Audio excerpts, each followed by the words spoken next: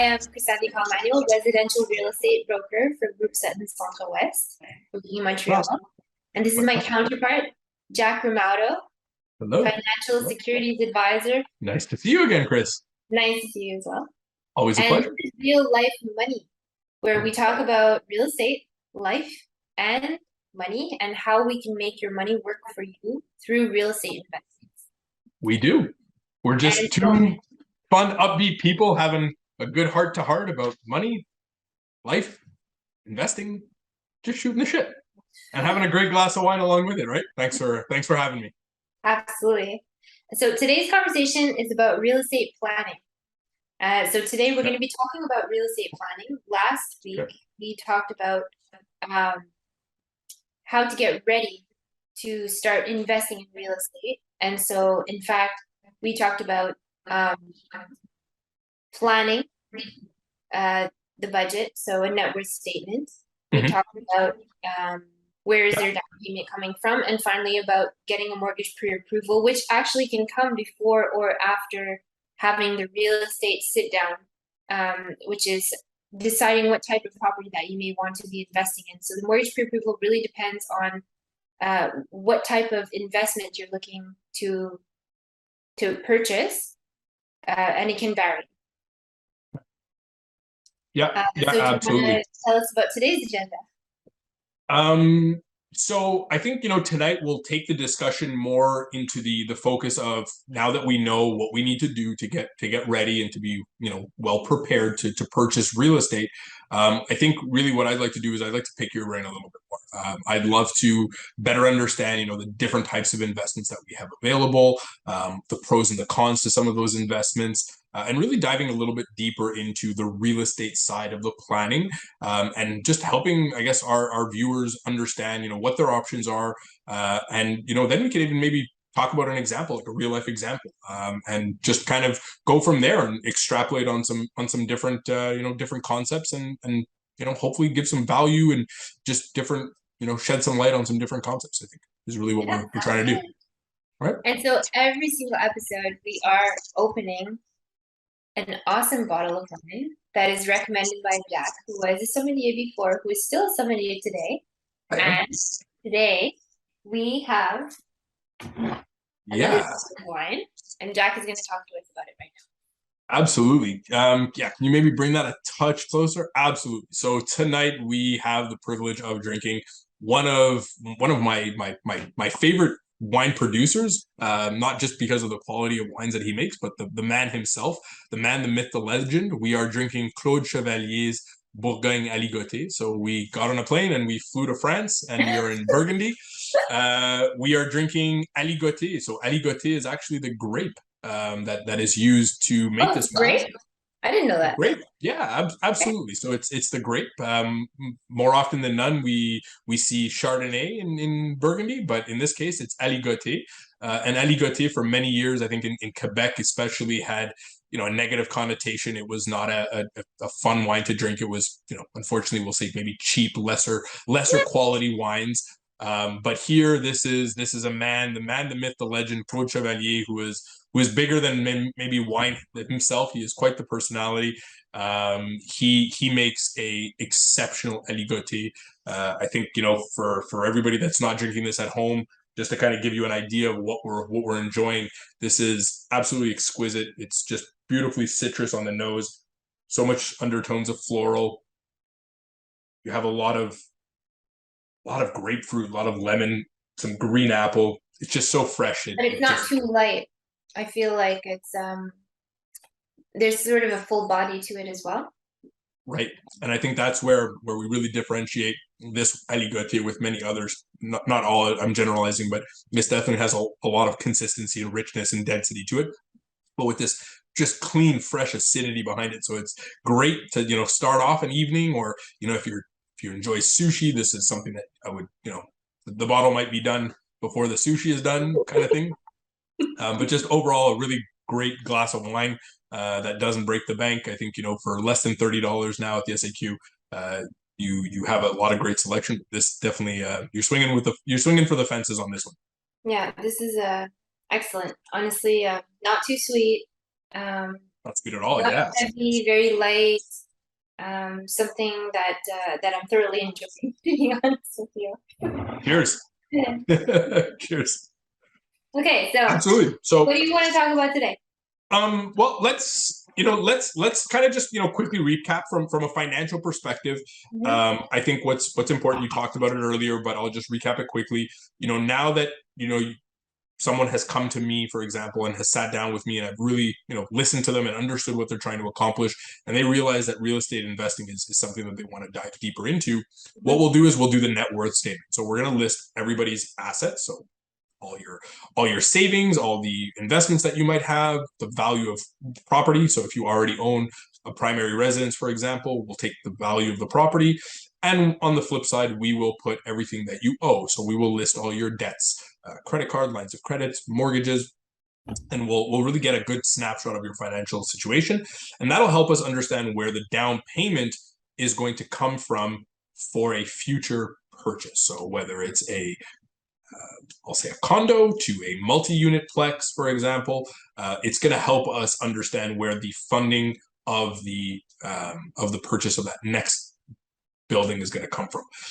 From there, we'll be able to basically set you up to get ready for the mortgage pre-approval. I'll kind of put an asterisk next to that because the mortgage pre-approval is going to be also dependent on the type of property that the individual is going to be looking at.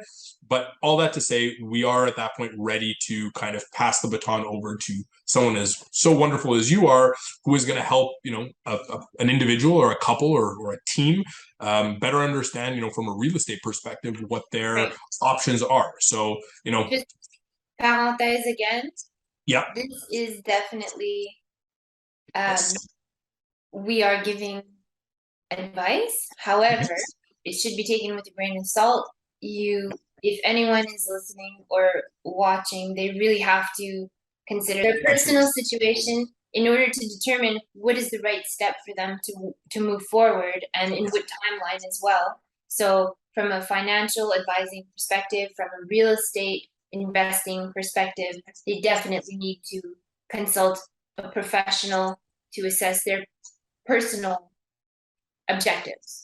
Right. For sure. This is high level. We're shooting the shit, really. This should not be misconstrued as specific investment or real estate definitely advice. Not advice. Definitely not. All right. So Chris, why don't you tell me a little bit more about all the vast options that investors have. People out there already know I'm a big real estate advocate. I love talking about real estate. I think it's an asset class that is unlike any other. All my clients in the financial advising world. Correct. Yeah, I like to go against the grain, talk about things that most advisors maybe not talking about. So tell us a little bit more about the different options that a potential buyer has from an investment perspective. So in terms of the types of investment, I'm going to a number of different types of investments it's a non-exhaustive list. There's definitely many more types of real estate investments that are possible, but I am specialized in residential real estate. And so I'm going to talk to you about residential real estate investments specifically. So there is pre-construction. Those are the types of properties that are not yet built, but they are only on plan. So oftentimes you would only get a floor plan from the developer or the builder, in which you can kind of have a look to see what type of unit you're going to be investing in. Usually it's only one unit. It's probably not a plex. Could be a single family home. Those have been very lucrative in the past, actually, in the recent past.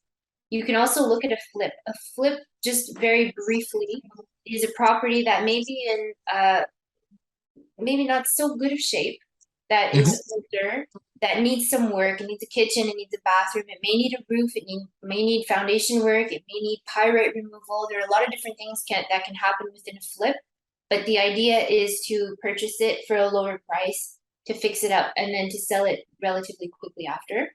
There's also a plex. So there could be a plex, there could be a triplex, there could be a fourplex, there could be a duplex with a bachelor. There are many different types. The list goes on, for sure. Exist in Montreal, whether it's a legal bachelor or not, it's another story. But plex is definitely an option because it gives the option of having multiple incomes. So if you were to purchase a plex and then hold it, you can have multiple incomes. You can even increase the revenue generated from the plexes. A new construction vis-a-vis a pre-construction. Pre-construction means that it's only going to be available in 1 or 2 years, so it's on plan. A new construction is something that is already ready to be moved in, but it's the first time that it's being purchased, so it's a certain amount plus tax. Okay. Those are beneficial because obviously the return on investment, or the ROI, is more immediate than pre-construction. And finally, you can already have properties that are already built, that are resale, that are already rented. And so what you would do in that case is you would take over the lease that is currently existing between the tenant and the current owner or the landlord, and then you inherit that lease, and then you continue on with that lease. So there are benefits. So definitely there are pros, for example, to pre-construction. Pre-construction, the reason why I may recommend that type of product could be because, for example, you purchase the pre-construction or you reserve your unit 2 years prior to it being delivered. And within that 2-year period until it gets delivered, there has been a market increase. So typically in Montreal, we can look at a 5 or 6% market increase, let's say for a condo unit. So let's say this year, you reserve a pre-construction unit, but you only get it delivered in 2 years from now, you're going to have increased in value, let's say 10%, which is very beneficial, but you also have to consider the expenses that go with that, because you do have to put in deposits. And the deposits, I'm not trying to make your lives easier, but the deposits vary from builder to builder. It could be 5% when you first reserve, then another 5% when they first break ground, and then a 10% when they have 50% that's delivered, and then finally the entire balance, which is when you go and get your mortgage at the time of delivery. There are many types of pre-construction. It really depends on the time in which you decide to reserve your unit. There are benefits for sure. But tell me, you're looking at that when you're working with clients. You're looking at that on a as needed case by case type of basis, right? Once you've determined that the investment is sound for that individual or that couple or that family, you're then diving closer into what those options are within that, we'll call it, category. Well, in fact, often people will come to me and say, well, I want to invest in a Plex. And I'll say, okay, let's look at a Plex. So we have a look to see what are the responsibilities of owning a Plex. Do they want to do any work whatsoever? It could be that they have an idea that they want to invest in a Plex, but in fact, the right product for them may not be a Plex. It may first start with a condo unit because it's one single unit, whereas a Plex could be many doors. And so the reality is that over the course of choosing the investment product, the destination changes. So that's why when we were talking about the pre-approval earlier, what type of pre-approval do you go and look for? You may be more inclined to consult a real estate professional and decide what type of product that you really want to invest in before you go and get your pre-approval, because you may decide to get a different type of pre-approval based on the product that you're planning to invest in. And the only way to do that is to eventually speak with a real estate professional, because you need to sort of shortlist what you're willing to do, what you're not willing to do. Right. Yes, and I think this is something that potential buyers need to keep into consideration, because it's not always step by step, but always, I'll say, similar process from one it's transaction not to the order next. for everyone. Correct.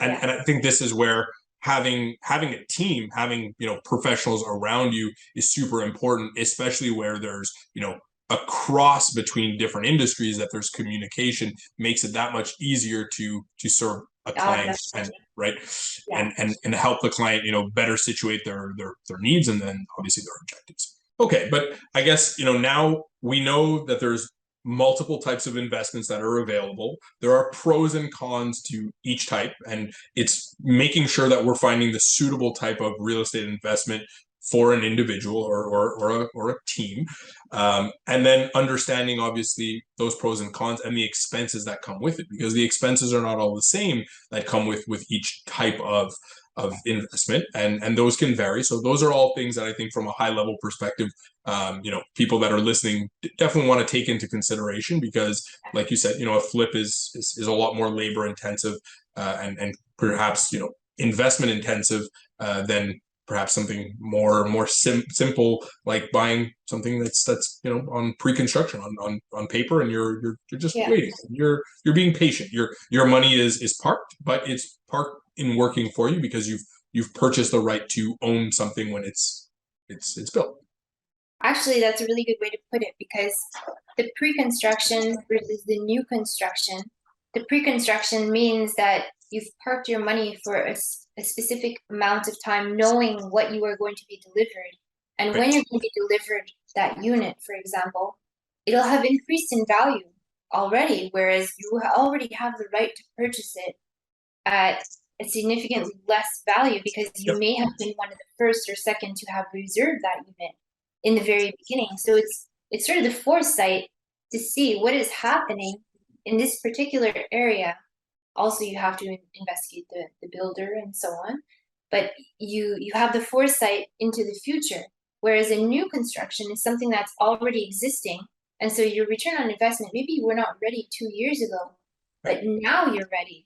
And that's not a bad investment either. It's just the reality of what is available to you at the time that you're ready to park your money. So it's definitely a complex conversation to have with a real estate professional as to what type of product you're ready for at that specific moment. And you have to decide what you're going to do with it. Are you going to buy it and sell it? Are you going to keep it and hold it? If you're going to keep it and hold it, you're going to want to get some tenants in there. Besides all of that, we can also look at an investment. We can also look at an example. So let's say there's a couple that owns a condo. They have one or maybe another child on the way. It's possible. They need a larger space. They need a larger property, because when they first purchased the condo, they were only the two of them. But their family's growing. They need more. This is a classic case. We've worked on umpteens of these in the last few years. It's absolutely So sorry, I interrupted you, but young couple, they have a baby or a second baby on the way, living in a condo, but now they want to upgrade to a larger property. So the question is, what do they do? Right. They have a condo, they own it, they're probably still paying a mortgage. Okay, they put a down payment down and so on. But what can be done? What do they do? Should they sell it? Should they keep it? So what are the possibilities in your opinion? I mean, that's definitely a question. I've like I said, I've met with many couples in the last few years that have had that question. Can it be done? Can they keep the condo, rent it out, and then still manage to afford and purchase a new property? And the reality is that yes, it most definitely can be done. There are multiple options that need to be considered. For one, it may very well be that it's not possible from a financial perspective, and that the couple would be obligated to sell their existing property and recuperate the equity to be able to take that equity to put it towards the purchase of a new property. The second is that it is possible, but perhaps they don't have the actual financial, so the cash to be able to purchase, and enough equity in the existing property to purchase the new property. So what might happen is you might pick up the phone and ask for some help from someone that you know and trust. A family member, for example, might be in the form of a co-signer, which we see. A parent will co-sign for a child, for example. Or it might be, a gift. So a gifted letter is prepared. A gift is given to the individual that needs it, and then they are able to they have the proceeds to be able to purchase that next property and still retain the original. Let's say they own their property, okay, and they receive the gift letter. What happens with their property necessarily? Do they take the gift letter and that is used as the down payment for their next property, or is the gift letter sort of to pay off the mortgage that they currently have? It's a good question. Usually, that gift would be used to put towards the purchase of the next property. But again, that's something that I think we would look at from the fine-tuning perspective of the mortgage pre-approval process. Where is that 100,000 or 75,000 or more going to be most beneficial? Those uncles and aunts are rich. Sorry. Yeah, for sure. And I think as the real estate market continues to grow, it's going to be harder and harder for first-time buyers and second-time buyers to make those types of transitions. So, those are the first two options. And then the second or the third option is really going to be a question of having the existing property, so in this case, the condo, evaluated. And if there's significant equity, so the current market value of the property minus whatever is owed. So we'll give an example. A couple own a condo that's worth, $450,000. They have a $250,000 mortgage remaining on the property. Well, there is now $200,000 of equity. Well, there's a percentage of that equity that we can extract from the building, right, or from the property, and we can use that equity and put it towards the purchase of a new property. And at that point, we may have to add additional funds. But in an ideal situation, this couple has then kept and retained ownership of their condo, taken the equity from their condo and put it towards the purchase of a single family dwelling. And they're able to now offset the expenses from the condo by renting it out to a renter who is going to be paying for a significant portion, if not all, or hopefully more of all the expenses. Right. So you have then rent coming in on a monthly basis once you've done your due diligence and found your good quality tenant that's going to be paying you on time and obviously not, creating headaches for you. But hopefully with that rent that you're receiving, you're able to cover at least all of your expenses. And I would say, so the expenses are mortgage, correct, interest, correct, condo fees, yeah, taxes, yeah, and insurance. And insurance, absolutely. And well, I can't forget. It's definitely a core value of my business. But yes, you would want to make sure that, and obviously that's something that we would discuss in detail what all those expenses are, and that's something that we would look at also during the pre-approval when working with a mortgage broker. What all those expenses need to be or what the expenses that need to be considered. Actually, are I have something to add to that. Go ahead. Sorry for interrupting. Yeah, no.